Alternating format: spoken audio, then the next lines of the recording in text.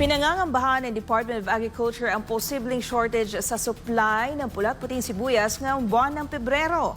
Planong pag-aangkat ng ahensya tinutulan ng isang grupo. Narito ang report ni Sheena Torno.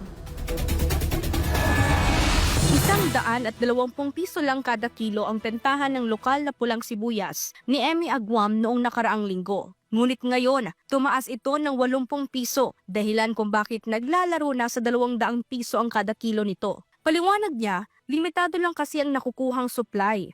Tumaas na daw, kunti daw ang mga supplier. Dahil maliit ang inaanaan ng mga magsasaka. Reklamo nga raw ng ilan sa kanya mga suki. Mahal na nga pero kasing laki lang ng 5 o 10 piso ang sibuyas. Base na rin daw sa kanyang supplier ng sibuyas ay posibleng magbago pa ang presyo nito sa mga susunod na araw. Kung pagbabasehan din ang price monitor ng Department of Agriculture, naglalaro sa 110 piso hanggang 220 piso ang kada kilo ng mga maliliit na pulang sibuyas, habang 120 piso hanggang 140 piso naman sa kada kilo ng puting sibuyas.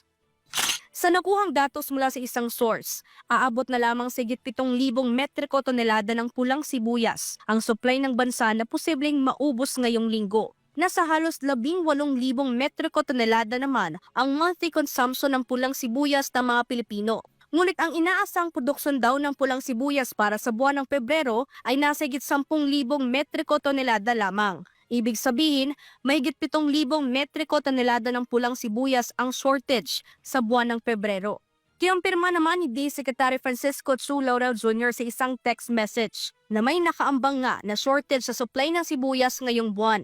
Sabi pa ng kalihim, kung hindi raw aaksyonan ang posibleng shortage, ay baka makaapekto ito sa presyuhan sa pamilihan. Paglilinaw pa ni Laurel, nasa 3,000 metriko tonelada lang daw ng pulang sibuyas ang aangkatin at 1,000 metriko tonelada naman sa puting sibuyas na kailangang maparating sa bansa bago ang Pebrero 20. Ang pahayag na ito ng Agriculture Chief ay kinontra ng grupong Samahang Industriya ng Agrikultura o SINAG. Sabi ng SINAG, bakit daw mag-aangkat ng pulat-puting sibuyas gayong tuloy-tuloy naman ang anihan ng lokal? So concerned tayo na yung kung sakasakaling maaprubahan yan, yung pasok mismo ng imported onion, sasabay siya sa anihan na. In fact, anihan na ngayon na-delay nga lang. It's a major concern for us. Dagdag pa ng grupo, ngayon pa nga lang ay bumaba na raw sa 80 piso hanggang 100 piso ang farm gate price sa lokal na pulang sibuyas. Malayo raw ito sa 120 piso na tamang farm gate price lalo't nagsisimula pa lang ang anihan. Mas mababarat nila ang mga farmers. May mga nagpunta na raw kahapon na mga bumibili pero hindi pa bumili. Wait and see sila kung talagang matutuloy ang importation. Dalawang side yan eh.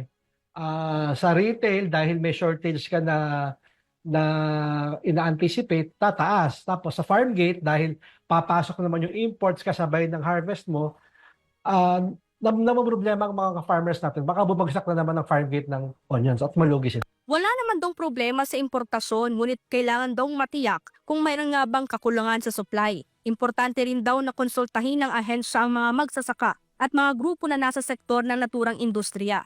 Samantala, umaasang SINAG na mas pag-aaralan pa ng Department of Agriculture ang kanilang plano dahil magdudulot ito ng malaking problema sa mga magsasaka ng sibuyas. Para sa Diyos at sa Pilipinas kong mahal, ito si Sheena Torno, SMNI News.